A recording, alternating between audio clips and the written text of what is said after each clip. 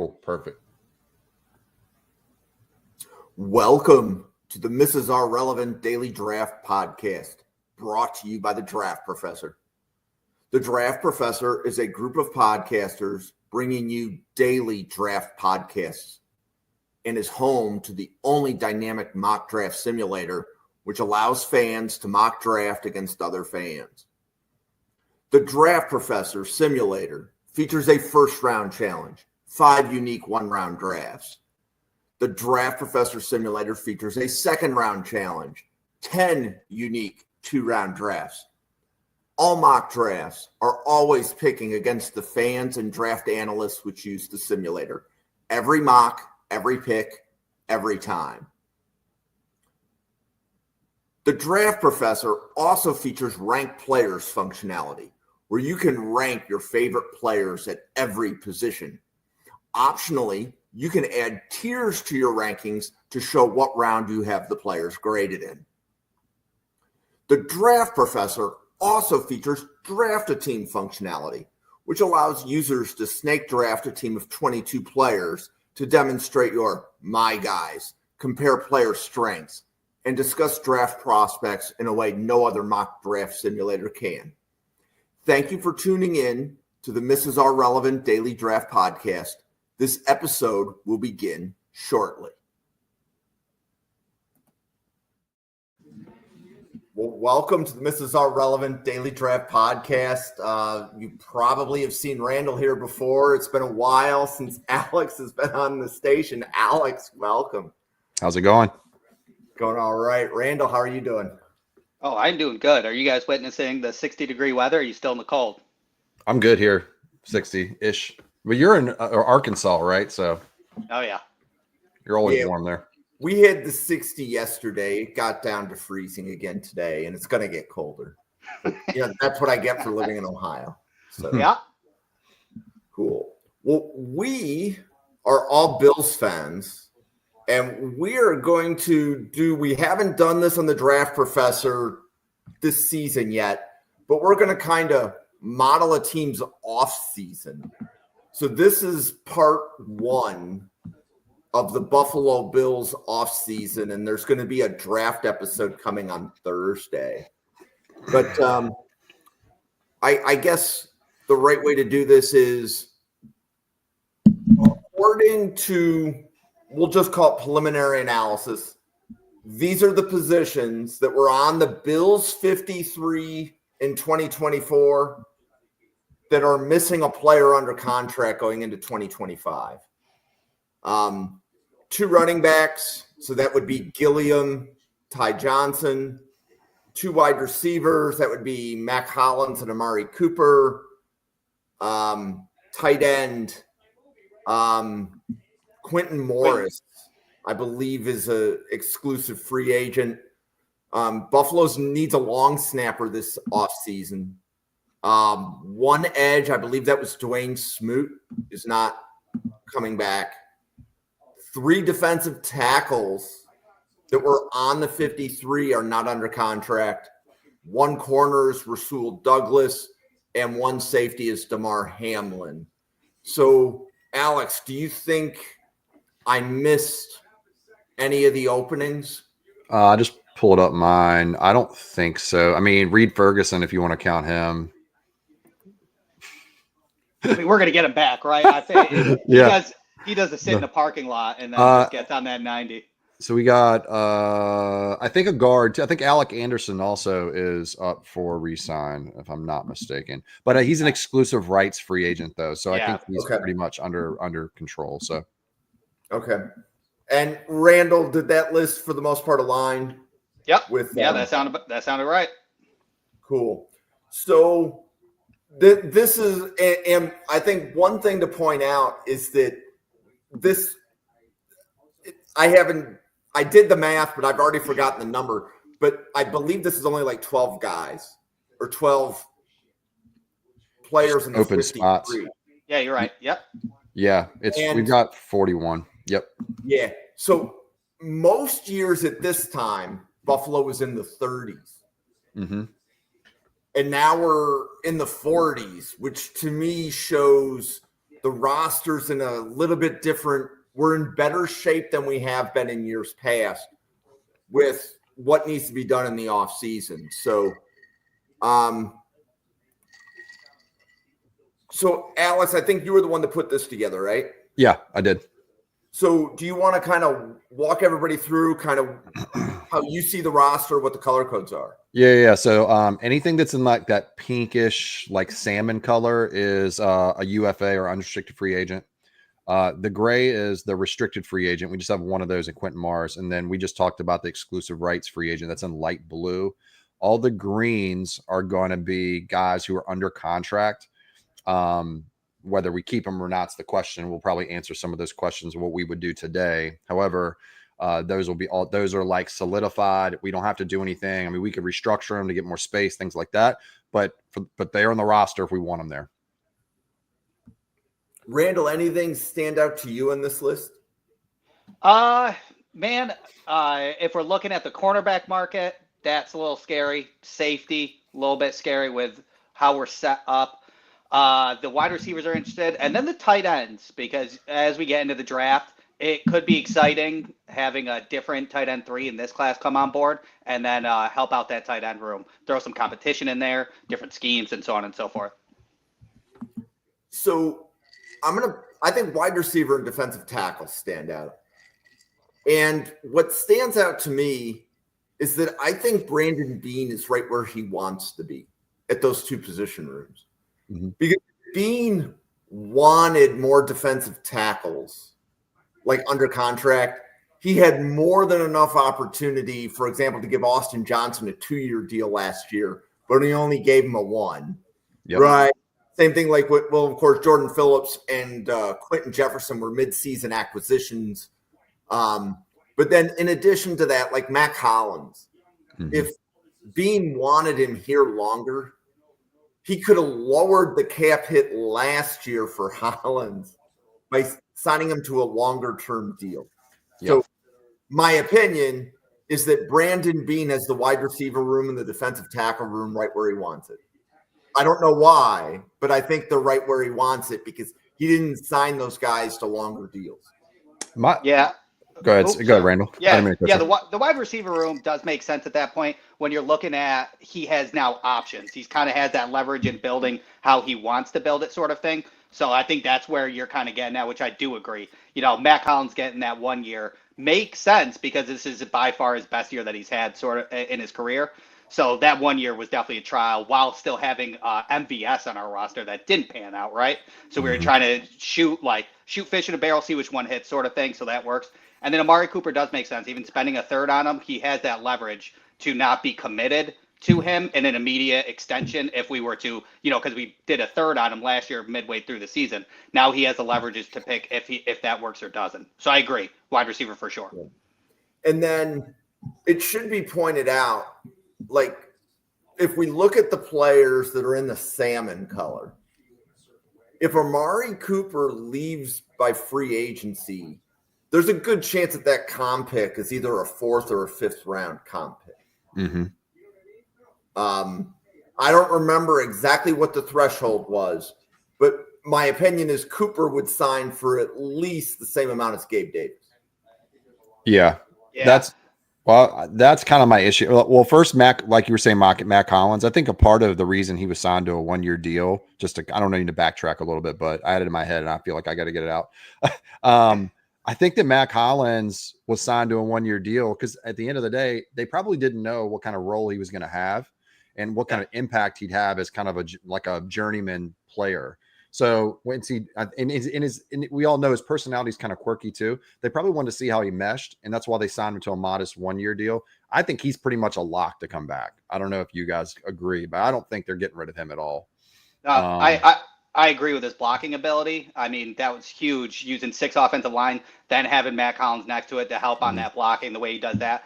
And I mean, it's weird because Mac Hollins and MVS had those contracts, and I think they were trying to figure out which one worked. And it's funny to see how Mac Hollins ended up working out, and then MVS actually gets gets picked up by New Orleans, and he ends up doing well too. So the trial by error I kind of enjoyed because one of them did pan out. What would Amari Cooper signed for what? I mean, Gabe Davis signed for what, 13.5 million AAV? Yep. 3 year, 37, something like that. Yeah. I Or wouldn't 39. sign. I mean, I wouldn't. The only reason I would give, even I'm not. I mean, I'm different than you on this, Randall. I wouldn't sign him, but I would not pay him over $10 million based on what I saw this year, and that's pushing it. I mean, then you'd have to do a 2-year deal, of course, so you can spread the cap out. You're not getting hit as much on the guaranteed money in the front end, and then maybe we could work it out cap wise that way. But I'm not completely sold on him coming back. I thought he did a good job, and I know there's part of it's learning the system, but I saw multiple steps lost. I mean, he wasn't getting any separation either, and with his route running as good as it is, that was a little shocking to me. Yeah, I know everybody said he had a hurt wrist, but I just don't see the upside outside of him gaining attention based on his name value. And once teams realize that his name value outshines his play on the field, I think that attention will then go away. And that opened up things for us this year, which is great. I just wonder if it continues. Well, then while we're going with Amari Cooper, it's kind of like, all right, so his production wasn't that great this year. So are we expecting him to get $13 million a year based on his name, or are they looking at last year with a wrist injury at 31 years old and then showing that not separation on tape, that nobody is willing to put that? So do we kind of like just bring back, I don't want to lose a third on a trade for a half a season and only gain a fifth in comp. Right. Because then you're net loss on there, and the potential for Amari Cooper. Don't throw bad money after good. Okay, we're already out the third round pick, right? We're not going to get the third round pick back. Yeah. And I know that we're going to get into this a little bit later. Yeah. But I would be okay if Cooper signed a deal that he could outperform. So the key with any free agent, they have to outperform their contract. Like Mac Hollins, easily outperformed his contract, and that's why we're saying, hey, bring him back. But we're not going to bring Mac Hollins back at $10 million a year. No, of course, 5, 4, maybe something like that. Yeah, but that's kind of where we can leverage Amari's contract, is doing not likely to be earned incentives, because his production was low enough to where you can give him that AAV of $10 million, and then a $23 million contract, earn up to $28 million in those incentives, and he will hit that because his production was so low this year. And then that goes to a 2026 cap, and then go from there, sort of thing. So, but I don't know that I would even do Cooper at 10 mil plus AAV. Yeah. I don't know. I would want the value, and if that's not what he's going to accept, this we'll get into this here in a little bit, but if Cooper's back, I would want it on like under 10. And I know that that's not where the projections are. Yeah. Right. But I would rather, if he's going to get that money, I'd rather get the comp pick. Yeah. But then we have to talk about building a wide receiver room. And then I know there's going to be a discussion of 5 versus 6 wide receivers. So let's, I'll say too, one last thing on that is that the supply demand imbalance with not that many wide receivers in the market this year, other than T. Higgins, which is a pipe dream, right? There's not that many there. So that means that the guys at the top, like Amari Cooper, who maybe are more like value-wise to us, like $8 million a year, they may in the market get like 13, 14, 15 million, even maybe even more than that, considering some teams are so desperate for wide receivers, including us. But that it may make it unaffordable because he might be able to get a lot more in the market. Just a thought. Yeah, and I don't know that we're as desperate as it would be nice to have a difference maker, but I think that difference maker can come in a different shape and size than we're used to seeing. Yeah, and there's no reason to think that it couldn't be Curtis Samuel because he was hurt for a lot of this year. But Randall, what were you going to add? I'm like way on the opposite spectrum when it comes down to it, because like Curtis Samuel, we're saying like he was injured all year, but he has lingering injury issues through 2019. So we get rid of Amari Cooper, and then we get a second. Let's say hypothetically we get a second round wide receiver at pick 64. Now we're looking at Keon Coleman, Khalil Shakir, and Curtis Samuel, and then a draft pick at 4, and then we have like a future reserve and KJ Hamler. How do we do that? And then look at that free agent pool. So I don't see how when we looked at our offense before we acquired Amari Cooper versus how we did after, and then losing Amari Cooper and then risking no injury on Curtis Samuel. I'm really not willing to do that, and I don't think a pick 64 wide receiver will have more impact than Amari Cooper, in my personal opinion, on year one. In What's your cutoff? We should be gunning for the We should be gunning for the Super Bowl. So we just need that firepower, and I don't think that a 64 wide receiver will have that impact Amari Cooper does. So I think we need both of them personally. What's your cutoff price wise on Spot Track? It's got 14.2 million as his AAV. That's way too high for me. Is that too high for you? Yeah. You should get 14 million for sure, because the tape shows itself. I'm okay with 11 and a half. 11 and a half max is probably my breaking point for him, with NL with not likely to be earned to incentivize him to stay. Okay. But I do think that there's a possibility that we could talk him into a 1-year contract based on his low production and still being 31.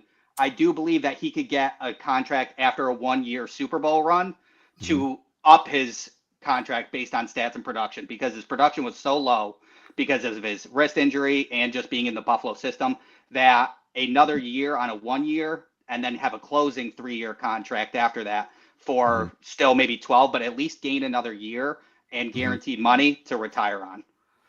Yeah, like I think that's a possibility. Yeah. So I like how you're framing that. Here would be my take. So the goal is to build a room, and you don't want to have to rebuild the room every year, according to me. Like, I wouldn't want to be having a really similar conversation of how do you build the wide receiver room last year, because we had that conversation in 2024 when we let Diggs and Davis go. Yep. Now we're having that same conversation again. It's just a different group of players. Yep. My opinion is you have to have a plan between Cooper, Hollins, and then this factors into, I know what Alex is saying, carry 6. So that means you can draft a guy.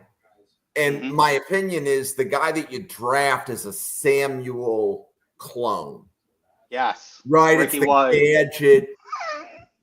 Right. Or whatever. But, we will not mention that name right now, Alex. Oh, I said Ricky White. Why don't you turn just what we need to do, if we're not going to get Matthew Golden in round 1, you go after Jalen Royals or Jaden Higgins in round 2. Yeah. And then we'll be fine. Or maybe we even double dip and get rid of Cooper. I'd be happier with that. Honestly, from what I've seen, then our defense is a mess. Yeah, well, unless we get Myles Garrett or we get a D tackles, the variance between round 1 and round 2 are a lot less than maybe like receiver or something like that, Fair. Okay, so we can come back to the roster. Yeah. But because we could talk like 3 more hours about it. Well, right. Because I think we could have spun our wheels there for a while.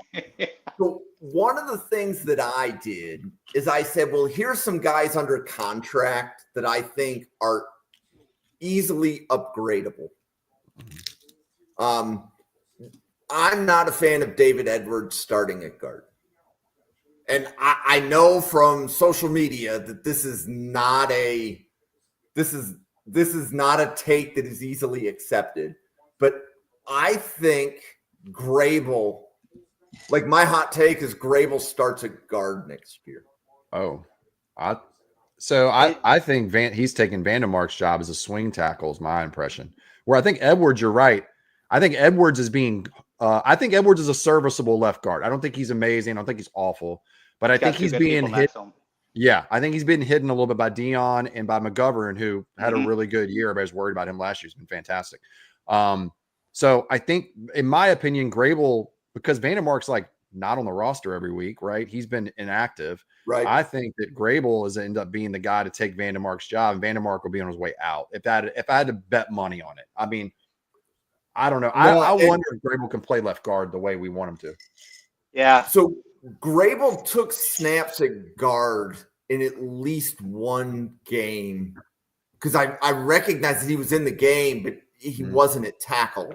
Right. So I know there's flexibility with him at guard and tackle as well. So I don't deny that he's the swing tackle, meaning that if Grable is starting at guard and Dawkins or Brown goes down, it's Grable that's going to kick outside. Yeah. Okay. But is Grable coming out of training camp one of the 5 best offensive lines? I don't know. I mean, maybe. I mean, he did more than we thought he would this year out of the draft. Right. I just His thought he was a ascension is toolsy great. left tackle is Yeah. what I thought he was, Right. just with this Yeah. unrefined super Right. athlete. But the reason that I point that out is this is a really strong interior offensive line draft. Yeah. Like crazy strong. Crazy Meaning versatile.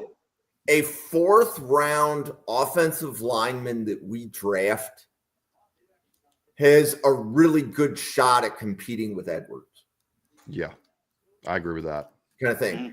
And people will point out, well, we have Alec Anderson, we'll have Cedric Van Pran Granger. We have a lot of guys, and that's going to bump somebody off the roster. I'm like, that's a good problem to have.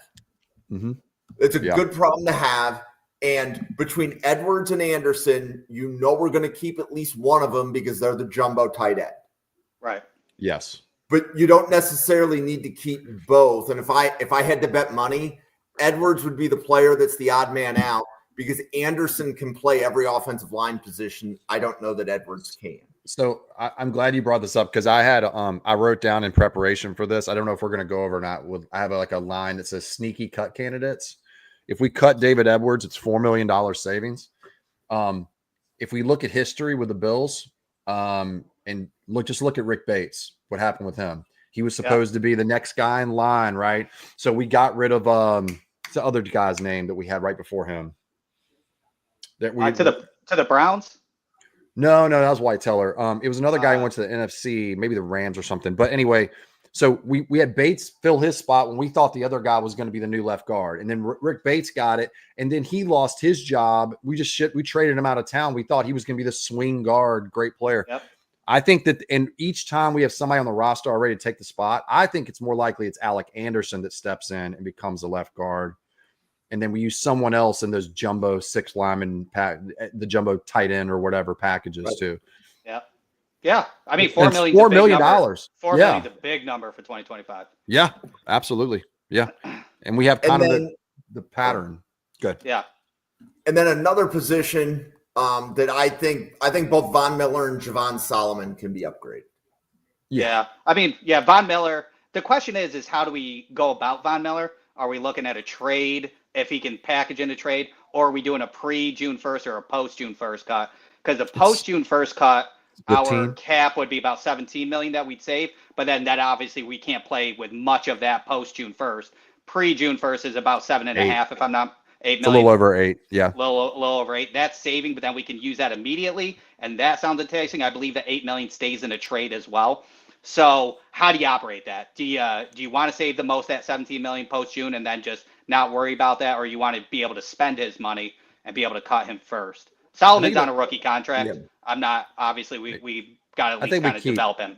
I think we'll keep him. I think that it all depends on what we do with him. All depends on how we address the extensions before we get into the real off season. Do we extend Allen and Groot? Right? If we're not going to do a trade and we're keeping Groot, those are your 2 main ones that can give us cap space. Because if you extend like Christian Benford, it doesn't give us any real savings. You know what I mean? Yeah. He's only making like $500,000 or $700,000. Right. And then you have guys like even Shakir. Shakir's not making that much money. He's making like $1 million a year or whatever it is. Even if he gets an extension, he's still going to bring it down after the signing bonus to probably in that range. So those are the 2 ones that'll get us the most amount of space. I think. I don't know what the number is because I don't think it depends on how much he makes ultimately. Yeah, Groot would save the most because you're looking at a $13.5 million cap hit, I think. So that extension, that extension alone will you can save some good change on that and kind of power through. But you're right. I mean, that's kind of the caveat of having 4th round, 5th round, 6th round, 7th round studs. They're so cheap, but then you add to the cap on extensions. Doesn't give you any space after the fact. Right. In addition to 3 free agent defensive tackles leaving, I would also make and this isn't even a hot take, but I would definitely make the statement that Daquan Jones can be upgraded some way, somehow. Now, whether we cut him, whether we keep him, this is somebody that's starting for us but there's clearly an opportunity to get better at the position, whether it's through the draft or free agency. Mm-hmm. There is a way to get better at that position. So that's why I have him on that list. I would just put him under the depth chart. So I think if he has less snaps and less percentage, he can be a little bit more efficient. There were flashes this year of him actually playing well. I think like week 8 to week 13, he had a really good run, if I'm not mistaken. So he has those flashes. Less work on his body will probably help him. And then, I mean, Jim, as you mentioned, I mean, that's our number one target, right? And are we going to trade for somebody like Myles Garrett, or are we going to draft him at number 30? Is top priority. My thing with him is, so because our numbers are so low at the position, it's the thinnest position on the roster. Can we actually afford to let him walk if he would be a serviceable like DT4, right? Like a really good DT4. Yep. And the cut savings I'm looking at right now, pre-6-1 is $1.776 million. That's nothing. If you wait post June 1, it's 5.5. But we got to use the number. We want to use it earlier rather than later for what we want to do. And that puts 3.7 million dead cap to next year. I don't think he's really worth cutting at the end of the day. Okay, so hear me out. Hear me out on that post June 1st, though. Is Brandon Beane does sometimes find somebody in July that's available, sort of thing. And that DT, like the DT free agent class is not great, but there's people like Sebastian Day there and stuff like that. Like DJ Reader. DJ Reader. Let's say post like he does play that card where he waits it out and saves that 5.5 and picks up a free agent, maybe a younger free agent with that money for like just net even sort of thing. That is a possibility. Yeah. I think you might be right there too. I just wonder with the numbers, like 1.77 nothing. Yeah, like are we gonna find another guy for $1.7 million, like in the immediate basis to fill in that role? I mean, maybe. I don't know. It's a defensive tackle. It's not that hard to find, but I prefer the DT4. He's familiar with the system and everything. Let's just not kind of stir up the pot. And we rotate so much, you know. And a veteran for a rookie if we end up getting him at 30. Yep, I agree.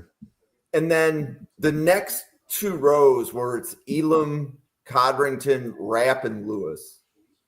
I think all three of those rosters, or all four of those roster spots, can be upgraded. Mm-hmm. And a couple things that I'll point out. If you're looking for somebody that plays those positions, we did a safety scouting report episode last night. I got a name for you. Do you know what name I'm going to drop in there, Randall?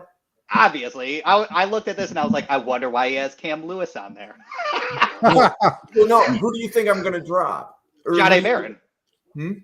Jahdae Barron. No. Oh, lower, okay. Lower. Meaning we can get him on day 3. So Barron, but the key is Codrington. Yeah. Billy Bowman. Bowman Jr. Okay. Returns kicks. And he goes to safety? Safety to Oklahoma, but both Josh and Jake were saying just he's a slot. So he's more of a replacement for Lewis, but he can return kicks. So don't let the safety on the draft simulator deceive you. They say he could play some safety, but they say he's probably going to be better in the slot. Let me ask you this then, because I have a kind of a different thing that kind of fills two birds with one stone. What if they're repping on the practice squad? We've got Hardy, right, who we drafted last year. I thought he looked really good in preseason ball, and he seems like he did well. And just he lost his spot because his kick returning needed work. Mm-hmm. You know, if his kick returning decision making is what we should say, right, got better, he could take Codrington's spot and fill in for Lewis, because I thought he was better than Lewis just from what I saw. Now, he hasn't any game reps, so we don't know that for sure, but he could kill two birds with one stone and not have to use a draft pick for him. And, you know, when you put him in practice squad, I think the idea is they want to develop him, you know? Yep. It would not shock me to see us draft 3 or 4 defensive backs. Oh, yeah. I think so. Oh, yeah. Too. With all our 4+ too. 100%. Mm-hmm. Rounds 4+, I meant. Pick. I do think their idea, I think Rapp and Bishop is what their plan is for next year, if I had to guess. I don't love it either, but Rapp's bit was better than we thought this year, but he got hurt again. Yeah. Right. And I'm not saying to cut anybody on this list. This is saying that we have a starter under contract that can be upgraded. Yeah. That's all the list is. This is not a cut list. Yeah. Now, some of us may want to see one or more of these guys cut. Right. Okay. But for me, this is looking at the roster saying, well, just because somebody's under contract doesn't mean that they should be the starter in 2025. Right. And that's where like Rapp and Hamlin, and I know we're this is the segue. We're about to go into the contract slide. But like Rapp and Hamlin both outperform their contracts, which is the key. You want players who outperform their contracts, and that's how you get to a Super Bowl. So, I think with Rapp getting injured, I think it'd be good. I think we have to get a safety to sit behind him just on injury alone, and then be able to develop because he's a free agent in 2026, so he's gone after that. He's under contract 2026, but he's it's an easy cut. It's like a $4 million savings on the cut. So his number, his dead cap is 6666667. You got to get rid of him. You got to go. Good thing they threw in that 7. Alex, that was Rapp. Yeah, dead cap. And actually, the funny thing is his cap hit this year is 3666666. He's got to go, man. Yeah, no That's kidding. Getting creepy, man. That's 2 rows of different things with the 666 on it. Anyway, sorry, that was funny. All right, Jim, hit us with the questions. Oh, cool. Oh man, I think we might have got it frozen on Jim. Okay. All right, so let's talk about who on the roster now will be on the roster in 4 seasons. Ooh. I'm going to let you start with that, Alex. Back. So apparently that's my Wi-Fi. That was my Wi-Fi. So, okay. We're just starting with the first bullet point, if that's all right, Jim. Yeah. So if here's the questions I always ask myself as we go into an off season. Like for me, it's always a 2-year plan. Yep. Anything beyond 2 years is I don't want to say a pipe dream, but it's too many conditions. Mm-hmm. But I would ask, just as I go through and I'm doing a mock draft or whatever, I always ask myself, who on this roster is still on the team in 4 years? So even if we have, let's say, a player like Shakir now, is Shakir going to be the player that's going to be in that position in 4 years? He probably is in 2, but he's probably at year 4. Yeah. It's a 4 years from now, right? And I asked the same question about James Cook, as well as a player like Deion Dawkins. Yeah. Right? Like being able to find a Deion Dawkins replacement to me it's in the back of my mind every draft. I do not think this is the draft to grab an offensive tackle. No. And there was probably a really good reason that we have Vandemark and Grable as backup tackles. Like I'm liking that. One other draft theory that I have is you draft trenches every year. You draft a corner, a running back, and a linebacker. And on the previous slide, I forgot to list Spectre. I just realized I left him off, but I think that would be a roster spot that can be. We don't need to talk about that. That one's so obvious. Yeah, he's one of my 4 here in 4 years guys. Yeah. Okay, and then I know this third bullet. I know Randall and I disagree, so I'm really curious where Alex is. But I don't believe that we should extend James Cook. Now I might franchise tag him, but I would not want. I don't want a running back in his 7th year. I don't necessarily know that that's good roster construction. Mm-hmm. Yeah. I mean, Jim, you're overall right. And I very much get it because that's kind of been what it's been for so long and things along those lines. The evolution of the game with how the running backs are starting to matter much more. Offensive line matters more. The trenches matter more and stuff like that. And the way that the play schemes are happening. I just started moving in week 1 of this year, James Cook wasn't getting a second contract. And now I'm looking at what Saquon's doing, making it to the Super Bowl, and that he accounted for 21 total touchdowns this year. I'm worried that if we're going to try and make a run in 2025, that even though this running back class is so deep, and we definitely can't spend our first 3 picks on a running back as it is because we need better areas, that I don't think that we can find a day 3 running back to be able to match even close to 21 touchdowns. Alex, how about you? So I historically have been never signed running backs to second contracts. Never get a first round running back. Just always been that guy. I just don't see, never saw the value. I still don't really see the value, but the league is changing a little bit where having a good running back is starting to become more of a thing. Where it used to be for the last 5 years, 6 years before this, it wasn't that way, where like the running game was kind of secondary. If you can give me James Cook on a 3-year deal, next year is his 26-year-old season. He'll be done by his 28-year-old season, and you let him walk. That's the line that most running backs kind of fall off the cliff. And if you can get him for like, we're not talking Christian McCaffrey money. I'm talking about like $11 million a year, something like that, and make it like maybe like 33 AAV for 3 years with like 14 guaranteed or 17 guaranteed, something like that, where he's done really in 2 years, not 3. I'll sign up for that. Because I think he's so valuable because we don't have a lot of weapons that have juice. Like it's just sad. It's sad at this point. Dalton Kincaid doesn't have any juice. Keon Coleman, I'm happy to him to prove me wrong going into this year. Khalil Shakir has a little bit of juice, but he's a little bit deficient, physically limited, right? He's fast and bursty, but he has short arms and he doesn't get down the feet. Like he can't play an X receiver spot. He can't play on the boundary. Right. Just not in his game. So I mean, if you asked me last year, I would have said, hell no. I don't want anything to do with James Cook's re-signing. Let him go. Let Ray Davis come in and be the guy and re-sign Ty Johnson to like $2 million a year. But after seeing what he did this year, I thought he was vital. Even staying in the Chiefs game, he was the one who did it. So I think he's going to sign him. And I think you almost kind of have to in some respects on some smaller deal. Now, if he pushes us and says, no, I'm not going to do, I want a 4-year deal for $20 million CMC money, be like, that's cool. Play on your last year of your deal and we'll let you walk next year. I don't want to do that. Right. And then now I got a question on the running back. The alternative to that is franchise tag. Right. But that's what's the franchise tag number? Running backs probably isn't super high, but it's probably in the 15 million range, right? I think it's around the 11 to 15. I think it's a little bit lower. Right. I can't remember when Saquon Barkley got tagged. Yeah. It wasn't past 15, but it wasn't. You're right. It goes up every year, and then Saquon just got paid, so that increases the average of the top 5. But I don't think it would be like, No, probably 15 at most, probably 13 or 14. Now, I would think. It's 13.6. 13.6. According to the Google search I just did.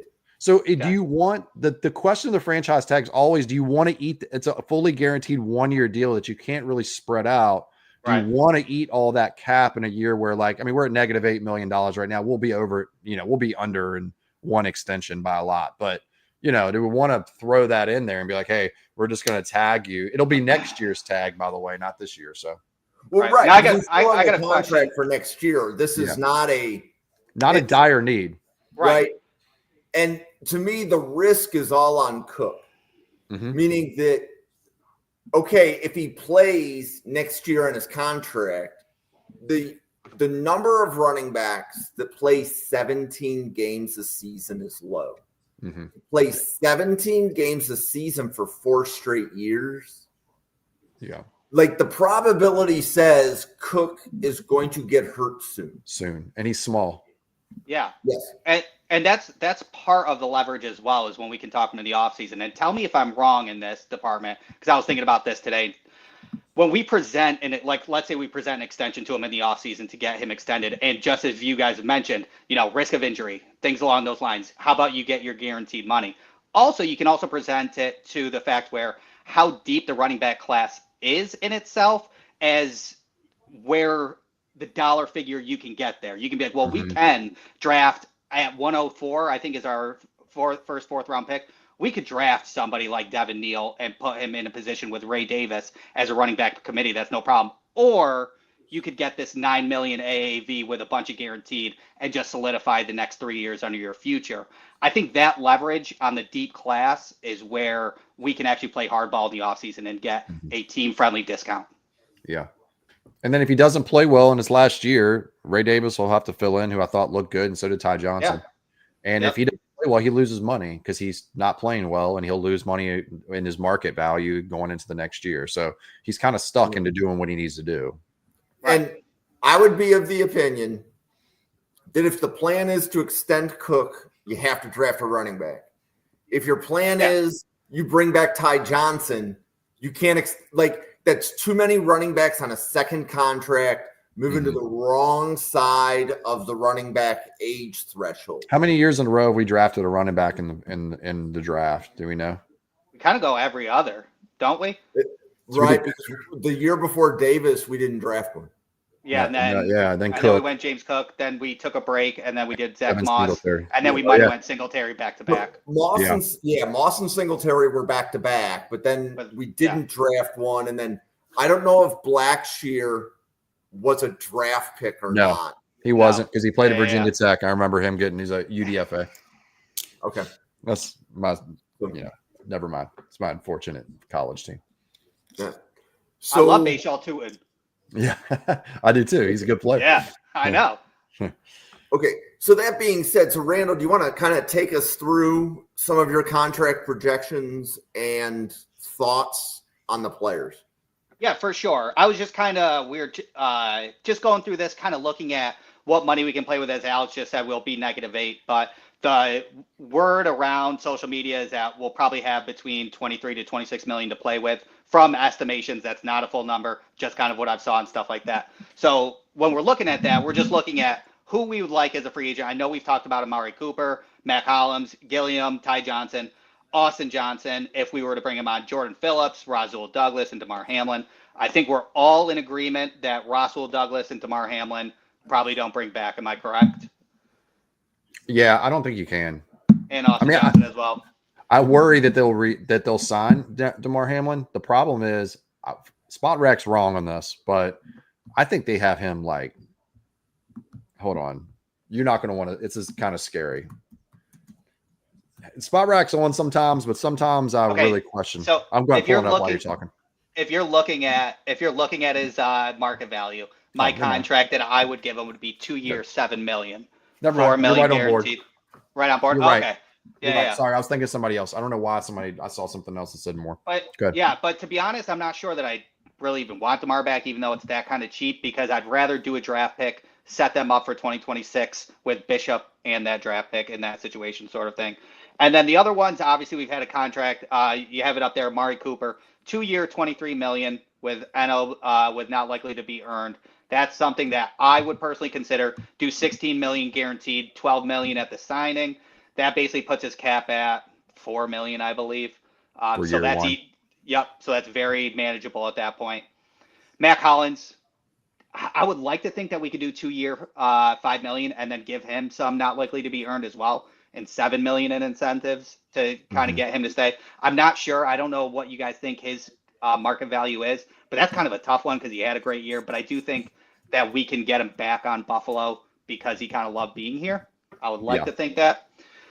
Reggie Gilliam, we talked about fullback. We have a fullback problem, which we got to do that. And maybe we go through the draft. We talked about Willie Lampkin on the Senior Bowl. He said that he's willing to be a fullback in the NFL. That's 5'10", little bowling ball. That'd be fun to have. But Reggie Gilliam knows the system.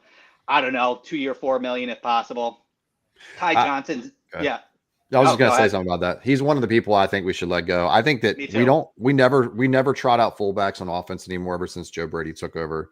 If we want to run a fullback out there, run like 12 personnel, but it's going to look like 21, right? So you're going to have Knox or Quentin Morris in the backfield playing the fullback position. You have a better receiving threat with more speed back there. Because we know Reggie Gilliam's really not that reason we moved to fullbacks because he doesn't move very well. Like he's not a fluid runner.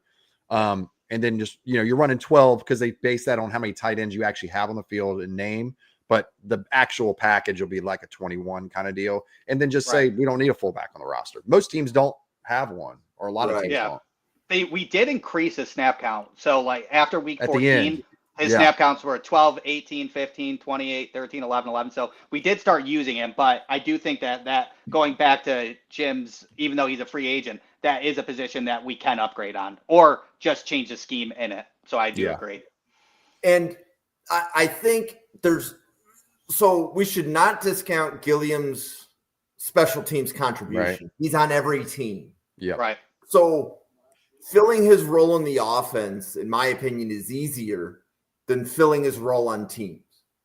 Fair. But at the same time, it would be nice to get younger, right? Because again, it goes back to we're looking at a 4-year window right now. Yep. Is Gilliam going to be there in 4 years, or are we just trying to buy one more year? Right. I'm of the opinion if we're trying to buy one more year, I'd rather move on from the player. Yeah. Because I'd rather bring in somebody that we can keep for 3 to 4 years.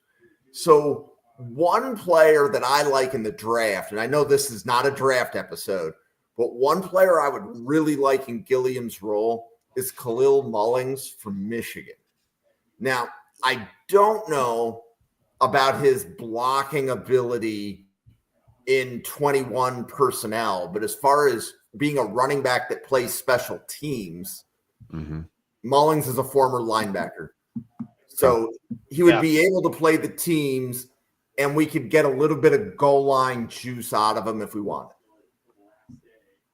Yeah, I mean, going through the draft, I mean, Brandon Beane on day 3, basically you need to have 2 jobs. So realistically, special teams can be figured out in the draft for sure. And then we just get, as we're talking about the draft, Ricky White.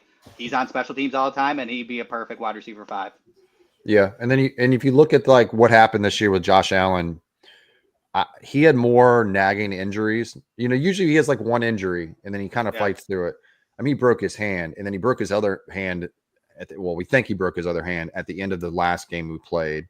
He had multiple little ding-ups throughout the whole season. A lot of it's because he's going head first, doing tush pushes to the left side every time. It's like maybe they look at that and they say, we don't want to put him at risk like that this year. Let's get a fullback in here and we'll run more 21 at the goal line or whatever, 22 at the goal line or whatever it ends up being, I could see them doing that too and maybe having a spot for a Gilliam, but I don't know. $2 million a year is a lot though for me for Gilliam. I feel like. But Baltimore used Mark Andrews and things like that. So I mean, let's say if we have Quentin Morris that we don't bring back, and we get a tight end 3 like Thomas Fidone in the 7th round, he's a massive human being that could just figure out the tight end position while operating that kind of situation. So things like that could be used as well. I would much rather do like a tight end. Yeah, and if you have a Quentin Morris replacement with a big, massive guy like that in the 7th round, that could prevent us from having to go into the 6-man lineman sets. You can just put that guy on the field as a quasi tackle, but he really is a tight end. Yeah. And you run 13 personnel or whatever, and you're able to do some of those other things too with that kind of player. So just to save roster spots, right? Because we want to like run. For me, I want 6 wide receivers. So if I want that, I got to figure out a spot where we're going to have one less guy, where somebody can do 2 things. So, Randall, do you remember any of the tight ends that are in this class that used to play quarterback? Because I know that there's at least 2 or 3. Like Gavin Bartholomew, was he one of them? Yeah, Gavin Bartholomew of Pittsburgh. He played quarterback, I think, first year at Pitt. And then, oh, my God. I got to think. Bring up a different topic, and then it'll pop in my head. We can dig through. We're probably not going to figure that one out on air. Bryson Nesbitt, UNC. To let you see, and this is where I'm thinking. There's 2 or 3 tight ends in this class that used to be quarterback in either high school or early in college. So like Gavin Bartholomew, who Randall and I were just brainstorming, he played a little bit of everything at Pitt. So he can play fullback, he can play H-back, he can play tight end. He was more of a gadget tight end. I could see that as like a role that could take, is that a combination of Morris and Gilliam? Right? Because if you can take Gilliam and Morris and combine them into one player, it saves the roster spot that Alex is looking for that 6th wide receiver. Yeah. And my opinion, and I think we did this well earlier in this show, where we were saying, well, we're running for the Super Bowl. We need a wide receiver like Cooper, but we still need to make sure that the room has like a deep threat. So you're probably going to need to draft. Yep. Whether that's the Ricky Whites or, insert whoever you think your long ball wide receiver is. So we need room for that 6th wide receiver if we're going to build the room that way. All right, so we just talked ourselves out of Reggie. Well, we're good with it. Yeah. Yeah. Here you go. Hey, man. That's group Put thinking Bale right there. Inspector out there will be just fine. Yeah. But yeah, okay. So we went through the free agents, and then on the bottom we got extensions. So I guess it gets a little dicey now that we got the new news that Myles Garrett wants to be traded and stuff. What happens? Like there needs. Correct me if I'm wrong, but there's probably an odd person out if we bring in Myles Garrett, correct? And that's probably Greg Russo, in my guess, or it could be a flip on James Cook or something like that. But what do you think?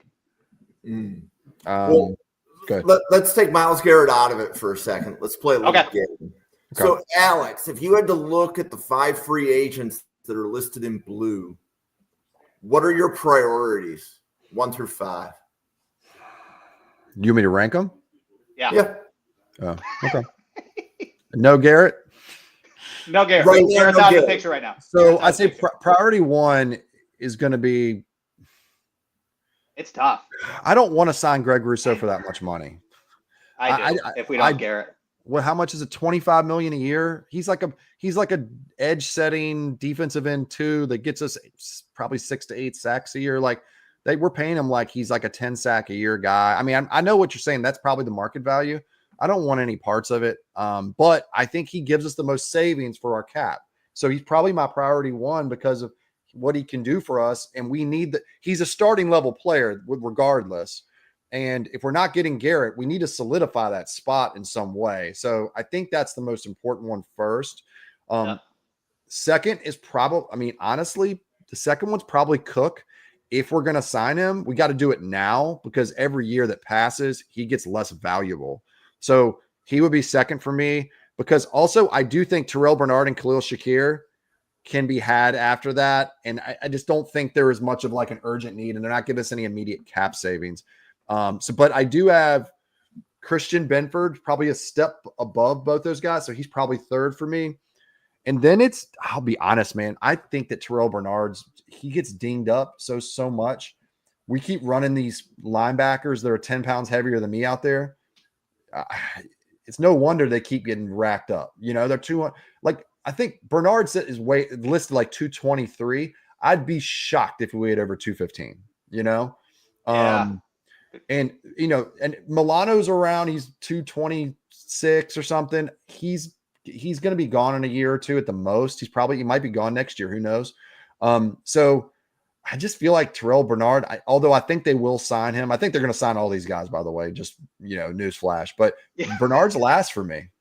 Okay. So I got a that's question interesting. So Randall, how would you prioritize it? Okay. So based on how we so I like how Alex, you framed it sort of thing based on the full business side of it and the offseason side of it. Based on team, I'm terrified if we lose Christian Benford, how do we manage that room sort of thing, especially with getting rid of him, not where it is sort of thing. We don't gain money off it, a trade, whatever it is, what it is.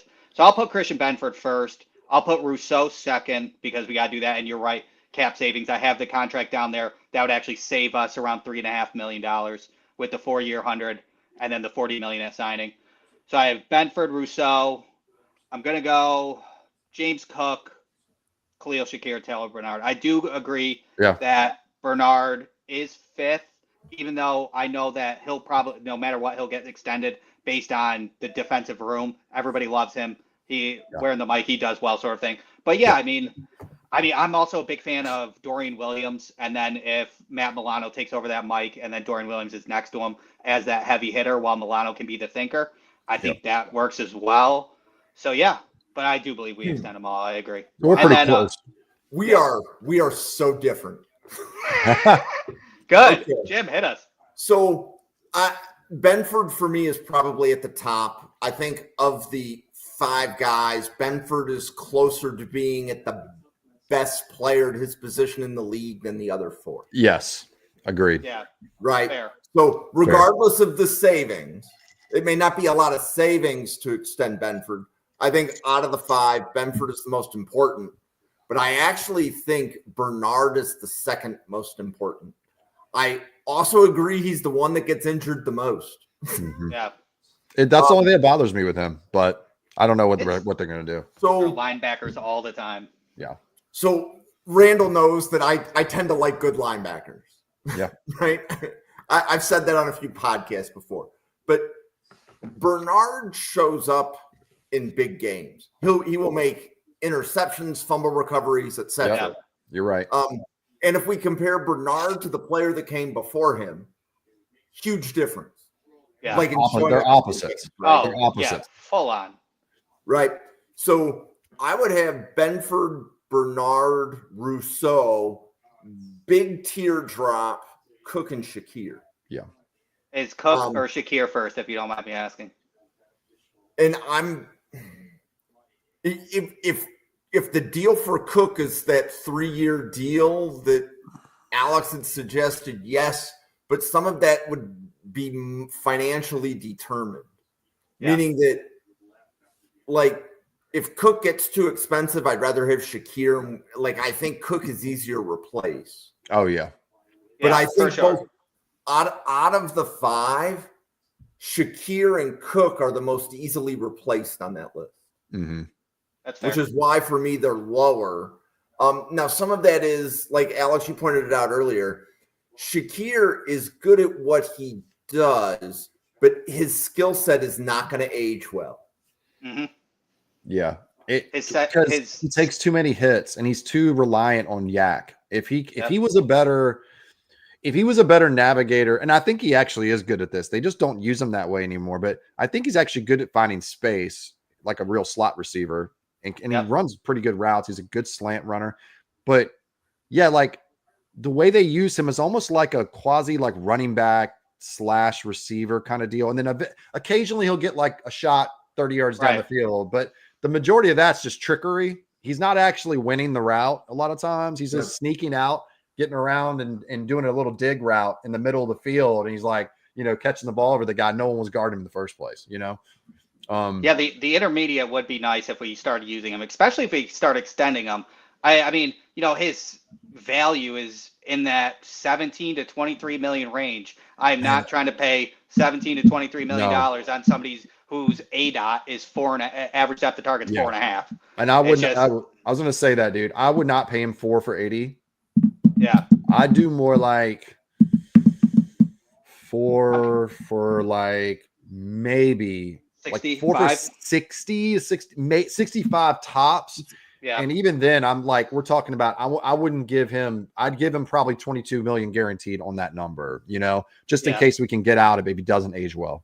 Yeah. I mean, that's kind of where like the market is. Cause and I was looking at like trends, like T Higgins might command like 30 and that's like, holy hell. Yeah. So like 20 million at that point is kind of where the market is. But I do agree. How much better is he than Gabe Davis? I mean, I agree. I like him better than Gabe Davis, but Gabe got 13 on the market. We have a guy that also has never had 1,000 yards, never had more than 6 touchdowns.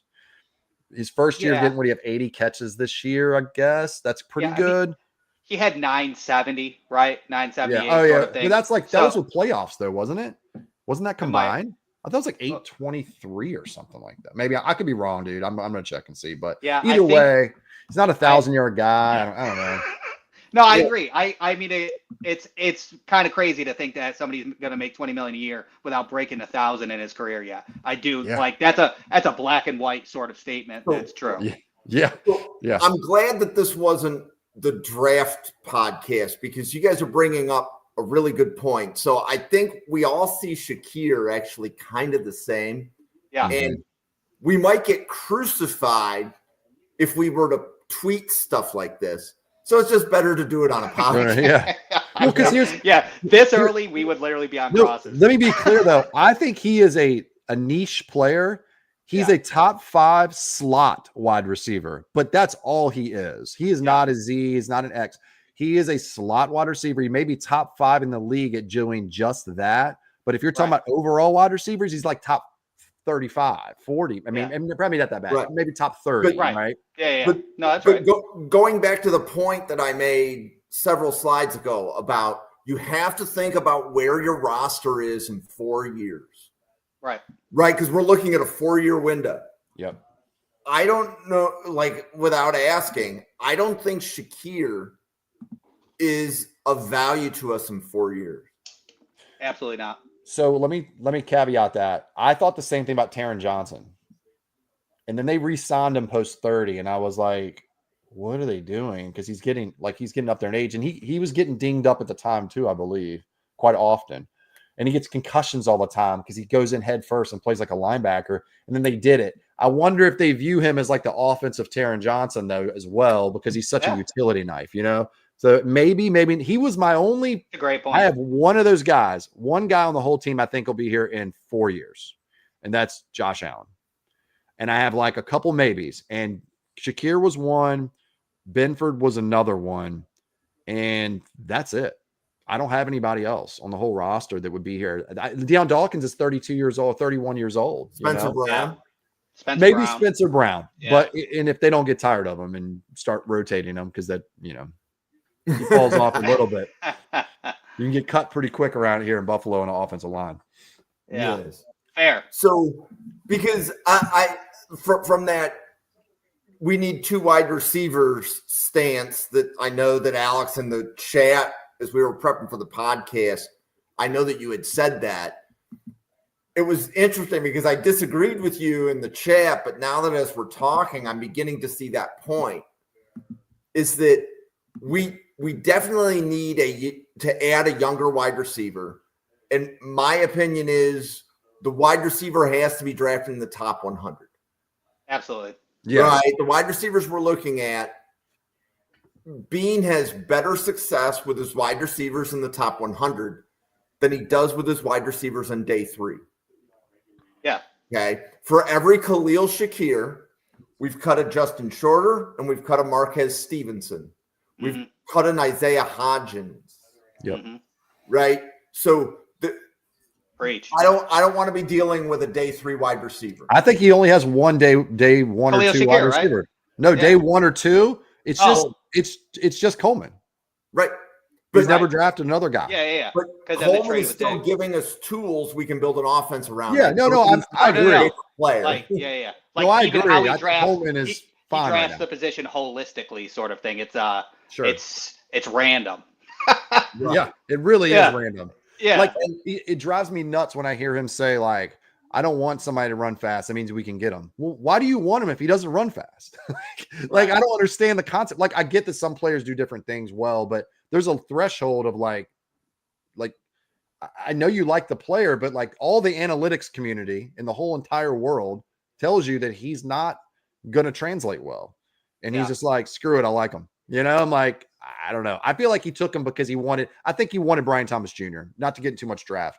I think he missed out on that move. And he was like, all right, well, we want an archetype like this. We're going to take Coleman. But. Oh, it was definitely the archetype. I will. Yeah, for sure, because Justin Shorter didn't work out, and we kind of reached out an X at that point. So then he wanted that 6'4" guy, but I think they liked. I think their list was Brian Thomas Jr. number 1, and then Keon Coleman number 2. I don't think that there was a certain players in between. I don't think Xavier Worthy was there, Ladd was there, Ricky Pearsall was there, Jalen Polk was in between, and they were like, let's settle on Keon, sort of thing. I think that was their number 2 option. And they did run out because I know Brandon Beane was not really disclosing, but I think he tried to trade up to like 21 or 22, and people just kept saying no. Then Jacksonville hit 25, and they're like, no, we are drafting Brian Thomas Jr. sort of thing. And this is a hot take because I know how Brandon Beane operates just by watching how he drafts. The fact that Xavier Worthy was a huge part of the game plan against us, and we passed him up. I know he says we didn't pass him up for the other guy. Watch what he does on draft day, the 2nd round. You can clip it or whatever. I bet you Johnson. I bet you no. I think he's going to go get like an Isaiah Bond who can play a little bit bigger. Like Tez is so small. I don't think he wants that either.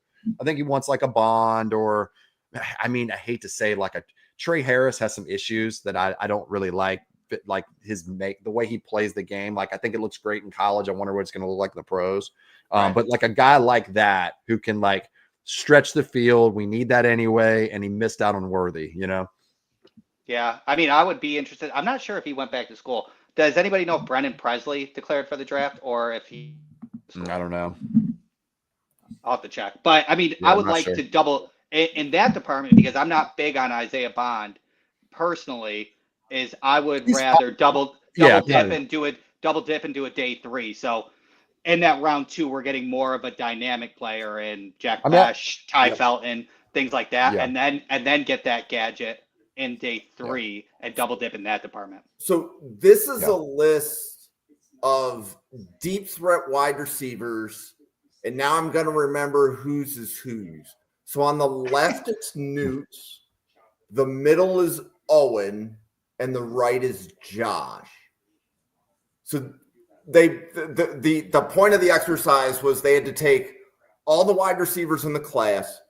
They had to pick their 5 best slot, their 5 best deep, their 5 best big bodied, and their 5 best gadget receivers. So my opinion, the number one need in the wide receiver room for Buffalo is a deep threat. Yeah. Right. That's by far number one. It'd be nice to have the gadget guy and things of that nature. So, Randall, I remembered that you were in the chat for at least a portion of this. I don't know if you were still watching when they were showing this. I was. Alex, who do you like as a deep threat wide receiver in this class? I'll be honest, looking at these 3 drafts too, I know people think Ty Felton's fast. He does not look fast to me on the field. He looks like he plays much slower than they're talking about him being like a 4.3 guy. I look at him, he looks to me like I think we talked about this, Randall, a dig speed, like a 4.5 guy, high 4.4s. Like I don't even see him a lot of times being used that way. And I'm kind of surprised people have him that high. I just don't see him. That all three of them put Felton on the list. I know it doesn't make any sense. Yeah. And Eomanor is not a deep, like he's a contested catch guy in a lot of ways, but he doesn't get separation like that. When I'm taking deep threat, I'm thinking like I'm beating you with speed down the field, and you're not. And you know what I mean? Like that's what I mean. We already have guys that can win contested down the field. We don't need that. Right. And Ty Felton to me is almost more like he's not like Shakir. He's more than that as a receiver, I think, as far as the routes he runs. But I don't see him like beating dudes, shoes off and getting down the sideline and beating people deep. I just don't see that in his game a lot. I'm kind of shocked. I mean, it's not uncommon though. I see everybody say this, and even Matthew Golden. I love Matthew Golden. He's like probably going to be my wide receiver 2 or 3 or 4. Sorry. And I don't really view him as like just strictly a deep threat guy. He's like a and this isn't the only part of their game, right? Yeah, because this isn't their wide receiver board. Right. It's the deep threat one, right? This is just that they had to say who are the best deep threats. So even if Golden is higher on the board than Felton, but they thought Felton was a better deep threat, that was how that board got built. Right. And I mean, I think Tez Johnson's another guy that I think is going to translate to a deep player that can get down the field as well. I know that he's small, but with just pure speed, like him and Bond to me are the fastest 2 guys I've seen out there right now. I don't know. That's just my thought. I'm surprised that nobody threw on their slot list. He is, he's going to be a slot receiver for sure. I just mean he'd probably combo for me. Yeah. See, look at that. And again, so the point of the exercise was and this was Owen, who's a scout at the University of Buffalo. So if you ever have a chance to watch Owen podcast on Thursdays, it's a treat. He's a UB scout, and he podcasts at Draft Professors once a week. So, nice. Obviously he's been doing this longer than a few of us. Yeah. I mean, even with the vertical threats and the height, I'm surprised that like Pat Bryant wasn't discussed at that point, which I must have missed. But I think Pat Bryant is a taller actual vertical threat that can beat you with the speed and has a good deep route running. So, I mean, I would put Pat Bryant in that category. I think he's sneaky underrated. I'm looking. They didn't have Pat Bryant on any of their lists. He's got good vertical. He's got good vertical threat for sure. But, yeah, I mean, that last graphic was good. Had a lot of good players on there. Also, Trey Harris, I know, like I said, I don't know how his route running is going to translate, but as a college player, he's been a really good deep threat, get down the field kind of player as well, Yeah, I mean, he's a lot of screens, curls, and goes. Yeah, and he does a lot of, let's say, he goes when he gets down the field, he's going. Like he gets space. For sure. Now, it's like I said, I don't know if that's going to translate very well. Mississippi's offense is kind of space 100%. Creator. It's almost like Oregon, Right. So, Alex, why don't we pause here for a quick commercial? Do you want to introduce yourself and tell everybody at the Draft Professor who you are and how they can find you? Yeah. You can find me on Twitter or X at Buff Commander. I do have a YouTube channel, the Buffalo Commander.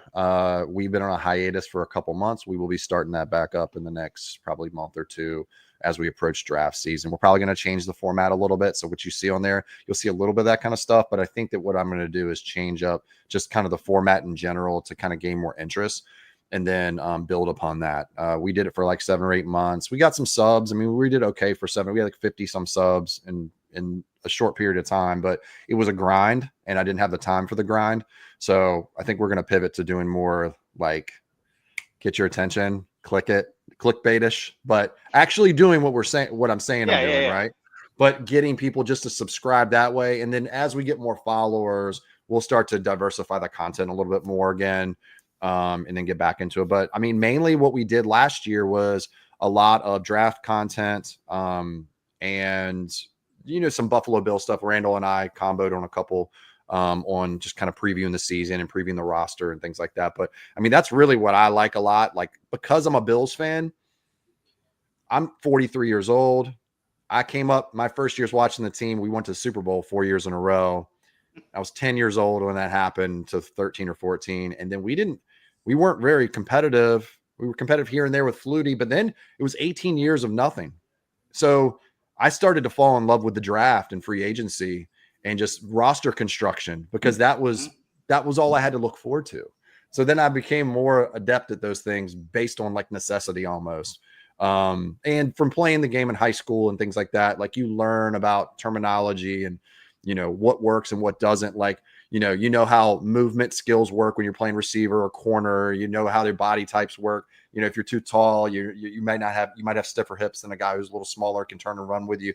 Like, just knowing little nuances of things that are pretty basic information helps me understand it more. And you'd be surprised how many fans don't know that kind of stuff, but, ultimately we're going to kind of try to grow the channel that way. But yeah, you can find me at Buff Commander on X, usually talking trash about Tua or Savion Williams, or trolling Dolphins fans primarily, and occasionally Ravens fans, because lately they've been kind of talking out their ass a little bit. Excuse my language.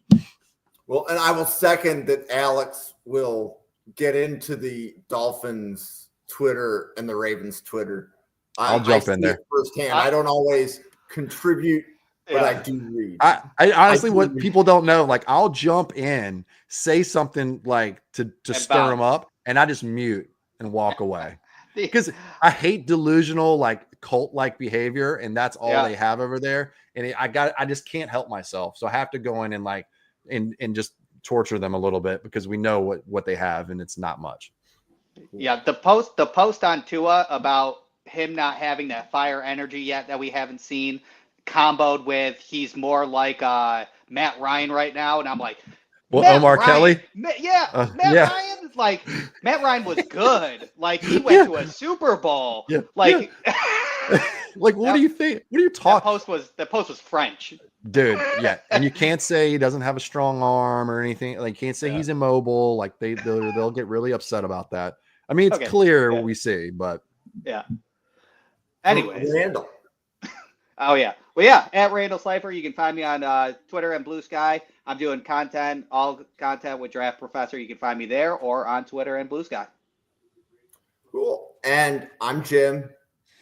You can find me on X at NFL Draft Fanatic. No, I am Fanatic. The channel on YouTube is the same name. The channel has daily draft content. So as soon as I wind down this podcast, we have another one coming at you at 10 p.m. tonight, doing 7 offensive line scouting reports. And I bet 5 of the 7 offensive linemen most people haven't heard of. They're going to be day 3 guys, but one of the followers of the channel said you need to watch these guys. So it's like 2 guys from UC, and then 2 guys from LSU. So it total 3 guys from UC, 3 guys from LSU, but everybody knows Emory Jones and Luke Kandra. We're doing the other 2 UC guys, the other 2 LSU guys, nice, as well as Weston Franklin. So that's coming at you at 10. We also do 32 GM mock drafts every Friday, and we have guests come in and MC the event. So I believe this week it's Drew and Newt on the microphone. So as the picks come in, you're going to find out where they are on Newt's board and Drew's board. And we're just going to keep going with that. We're doing it every Friday. So, hey, quick question about that. Randall, you were the moderator for the last one, right? Oh, I was. Yeah. Yeah. Were you the one picking the Bills picks, or was it somebody else? No, it was Vincent. I can't remember his hat, but he's okay. He's in the I was wondering if it was you because you're moderating.